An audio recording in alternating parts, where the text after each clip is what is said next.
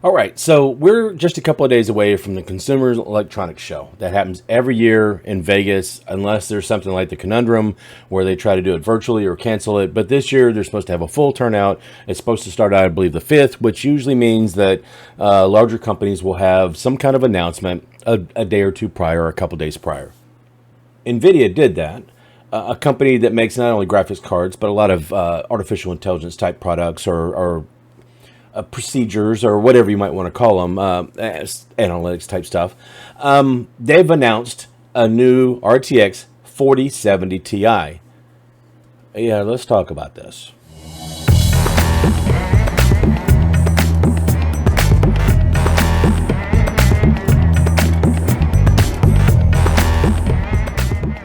So we're going to play, before I get talking about the 4070 Ti that's going to be introduced at the well-priced price of $799. Usually it's either going to be $799, €799, whatever the case may be. In any case, they've said $799 USD. There's some hang-ups, and we're going to play a little game. And we'll get to talking about the 4070 Ti, I promise. But we're going to play a little game called Shady or Brilliant. Now, I don't have a problem necessarily with NVIDIA. They're a company. They're out to make money. And do I like all their business practices? No. Would I do similar things? Maybe. I don't know. I'm not a multi-billion-dollar company with 80% of the market share of the graphics card business. AMD has done some kind of shady things too, where they said that this graphics card product that they're putting out now was going to be 1.5 to 1.7 times better than their last product. It's more like 1.35 to 1.5 in that neighborhood. Fell short. Doesn't compete with what NVIDIA has out right now, which means that NVIDIA can charge whatever they want, right? As long as people will pay for it, yeah, they can charge whatever they want. So we're going to get to this a little bit. Okay. Now, after the crypto crash, basically, NVIDIA was left with a lot of higher-end RTX 3090s, 3080s, 3090 Ti's and all that stuff. First of all, the 3090 Ti came out for a MSRP of $2,000. Everybody just laughed. Had to cut the price on it, and we think, okay, small victory, right? Maybe. So after the crypto crash, there's a heck of a lot of higher-end NVIDIA GPUs out on the market or available or somewhere in the supply chain, right? So what normally happens? Supply and demand. You have a lot of supply, the price goes down. You have a very little supply, like during the Conundrum, and the price goes sky high. The less amount you have, the higher the price is. The more amount you have, the lower the price. NVIDIA, yeah, okay. They saw that there's a lot of high-end 30 series out there. Meanwhile, they're releasing their 40 series, high-end 40 series, 80s and 90s, and we'll talk about more of that in a second. But so what do you do if the price of your product is dropping like a rock? Oh, no, you clamp off the supply. You create an artificial problem where there's a supply issue, where they're just not available. So the price goes back up or stays up above the MSRP or whatever it is you want to charge or whatever the adjusted inflationary amount is. So where there's millions of these cards available after the crypto crash and that were already produced, now that supply has been kind of like pinched off and just trickled out a little here, a little there, just enough where it keeps that price where NVIDIA wants it, or where the board partners or whoever needs it. Now, AMD and some of the board partners are usually pretty good about cutting prices as supply comes out. NVIDIA has always been one of those companies that's like, oh, there's too much? No, we're going to pull it back. We don't care if we have to sit on these forever. We're going to get a higher price for them. Okay. So follow me a little bit here because we're going to talk about this a little bit more. But first, I have to ask you, we're playing our game now, Shady or Brilliant? Okay. They released the 40 series graphics cards. There's originally 3 of these that are announced. The RTX 4090, the RTX 4080, which is a 16 gig version, and the RTX 4080 12 gig version.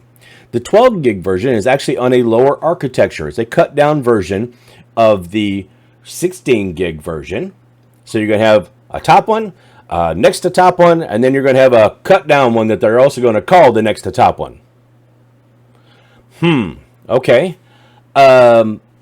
We'll get to that part in a second. Like I said, that has to do with the 4070 Ti. In the meantime, you've announced these for $1,600 and $1,200. Everybody's going to want to buy the top end. The RTX 4090 is the fastest graphics card on the market right now. It is the best for gaming. It is. I mean, there's no other way to describe that. It's huge. It doesn't fit in a lot of cases. There were some issues with connectors. None of that is a big deal because you can't find them. They're flying off the shelves. Selling them for $1,600 and up, and people are buying them. Meanwhile, the RTX 4080, the 16 gig model that we demanded for $1,200, isn't selling. So, do you mark the price down on the $1,200 for the RTX 4080? No, you can't do that because that would devalue the 4090. Instead, what you do is you make the 4090 hard to get a hold of so that the supply of the 4080 is out there enough to hold the price at $1,200 where you set it in the first place. Play along with us. Shady or brilliant? Now we come to the 4070.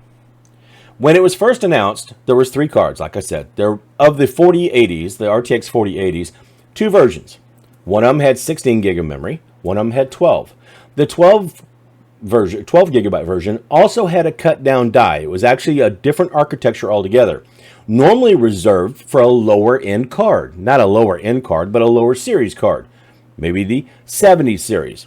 They tried to pawn it off as the 80 series. They were going to sell these, I'm sure, for $1,600, $1,200, and $1,000. When it all came out and was all said and done, there was a huge backlash over this lower version model being called an RTX 4080. NVIDIA gave in. Consumers win, right? Not so fast, my friend. NVIDIA usually, when they make cards, they'll do a Founders Edition of the 70 series, 80 series, and 90 series, and any TIs or Supers or whatever. Anything lower than that, typically, and the RTX 3060 was an anomaly, anything lower than that typically is left up to board partners. People like Asus, MSI, all those companies, until recently EVGA, who got tired of Shady or Brilliant. Anyway, so we, the consumer, gave some backlash to NVIDIA. And NVIDIA said, you know what? You're right. That's a bad business move. We're not going to do that. So what they did do is they are going to release now the RTX 4070 Ti for $799 MSRP. You think that sounds good, right? One problem with that. They're not making a Founders Edition. So there's no actual suggested retail price that NVIDIA is going to sell you this card for. It's up to the board partners, who usually charge anywhere from $100 to $150 to $200 more because they have custom coolers, they have custom designs, they have custom this or that. They might add another BIOS onto it so you can switch back and forth in case you have a problem or something happens. You get extras, yes, but is it $200 worth of extras? Who knows? In any case, there's not going to be a 4070 Ti that comes out for $799 or £799 or €799 or whatever the case may be. Not going to happen. We'll be lucky to see one of these cards for under $950 or €950 or whatever. It's going to be up to the board partners to set the price. And guess what? They're not going to sell for $799. They had probably paid $650 or $700 for the setup in the first place. They're not going to do all this extra manufacturing and then sell it to you at a loss. Shady or brilliant? So, and again, we think we have a moral victory because we got announced, we got what we wanted. We wanted the 4070 or 4070 Ti because it was a different card than the 4080.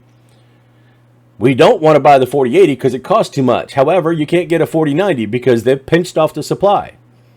We can't go back and buy last series of graphics cards because NVIDIA is just not making them available anymore and they're starting to sell out unless we buy them from a scalper or a miner or somebody like that who is trying to hold on for every last penny. So, NVIDIA has created this supply issue or the supply problem. They've created this architecture chain that really has got us, if we want something that's a high-end graphics card, we're left sitting there, trying to figure out, is it worth the extra money? Is it worth, is it worth the amount of a used car to buy one of these graphics cards just to put in our computer? A couple years ago, if you might not remember, but the RTX 3070 was announced at an MSRP of $500. Not $799, $500. And we're happy to have one announced at $799 that's not even going to be a Founders Edition. So we know that it's not going to come in for under $900 to $1,000. Shady or brilliant? Those are just my thoughts. I don't know how much of CES I'll cover. I'm sure AMD is going to have an announcement. It'll probably be on some of their other graphics cards, maybe on some of their a little bit lower end CPUs. Intel will probably have something. I hope they announce something on maybe 14th series CPUs and maybe even some more of their GPUs. We'll see what happens. We'll see what some of these other things coming out are. If there's anything interesting, then I'll go ahead and I'll make a video about it. But I invite you down in the comments below. If you have any thoughts on this, are you going to pick up an NVIDIA card? Are you going to try to find a used one? Does it matter? I mean, does any of this matter to you at all? Or are you tired of a company like NVIDIA trying to jerk our chain? Or do you think it's brilliant? So tell me down in the comments below, shady or brilliant. You can give an explanation if you want to, but I'm kind of curious. I can't be the only one that thinks this, right? I can't be. There's no way.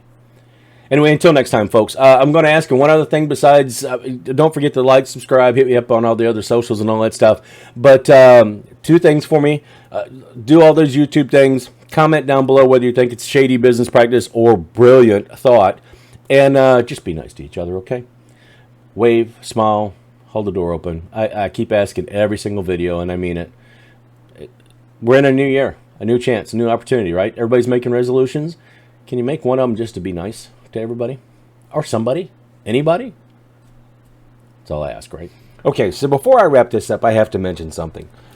My sister usually knows exactly what to get me as far as presents, birthday, Christmas, whatever, because she knows me better than anybody on the planet. But I have to acknowledge something. I have a very dear friend named Chelsea, somebody that I built a computer for earlier on this channel.